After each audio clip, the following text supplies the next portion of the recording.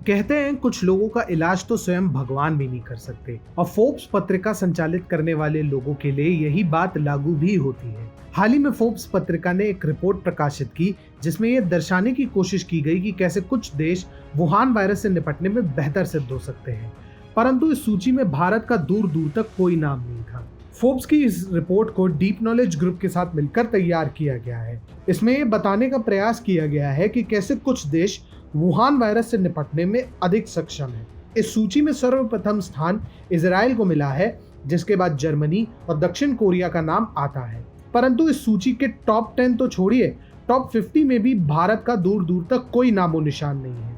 परंतु ऐसा क्यों है? जो भारत कम सुविधाओं और अधिक जनसंख्या के बाद भी वुहान वायरस के आंकड़ों को कम करने के लिए युद्ध स्तर पर काम कर रहा है, वह भला कैसे वुहान वायरस के लिहाज से सेफ नहीं है?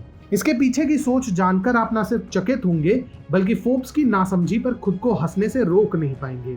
दरअसल फोर्ब्स पत्रिका की इस रिपोर्ट का मानना है कि जो देश पूंजीवादी यानी कैपिटलिस्ट व्यवस्था में विश्वास रखते हैं, वे ही इस महामारी से निपटने में सक्षम हैं। जो समाजवादी देश है, वे इस महामारी से नहीं निपट सकते। लगता है फोर्ब्स के संचालकों को दोबारा स्कूल भेजने की आवश्यकता है। भारत शुद्ध रूप से समाजवादी देश था ही नहीं।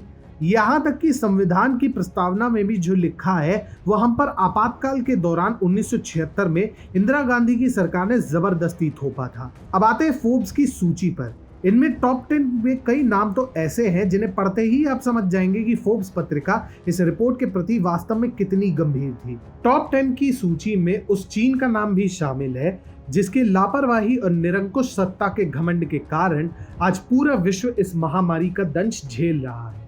इससे आप भली भांति समझ सकते हैं कि फोर्ब्स पत्रिका की कथनी और करनी में कितना अंतर है। इस रिपोर्ट के कुछ प्रमुख पैरामीटर है टेस्टिंग की संख्या, जनसंख्या, इन्फेक्शन का फैलाव, कॉन्टैक्ट ट्रेसिंग इत्यादि, जिसके आधार पर भारत को इस सूची के टॉप 50 देशों से बाहर रखा गया।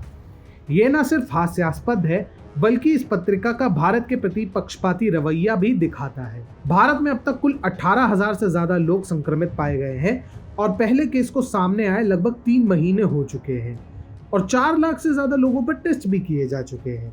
भारत की जनसंख्या, उसके डेमोग्राफिक्स और उसकी स्वास्थ्य सुविधाओं को देखते हुए ये न सिर्फ अविश्वसनीय है, अपितु विपत्ति के समय हमारी एकता और हमारी संस्कृति का स्वास्थ्य के प्रति संवेदनशीलता का भी परिचायक है। शायद यही बात पचाने में फोर्ब्स पत्रिका सहित दुनिया के बड़े से बड़े बुद्धिजीवी को दिक्कत हो रही है कि आखिर भारत में संक्रमण की संख्या इतनी नीचे कैसे हो सकती है।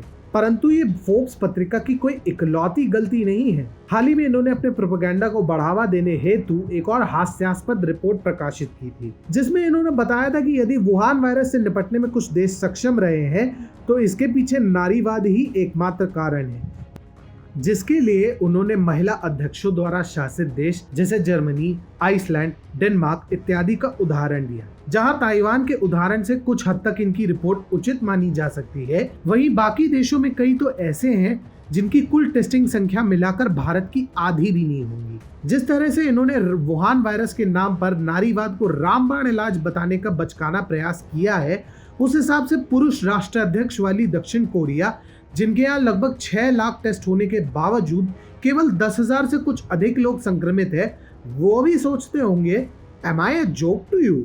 कुल मिलाकर अपनी बचकानी रिपोर्ट से फोर्ब्स पत्रिका ने न सिर्फ अपनी जड़ बुद्धि का परिचय दिया है, बल्कि वुहान वायरस से निपटने में भारत की प्रतिबद्धता पर भी प्रश्न खड़ा करने का मजाक किया है।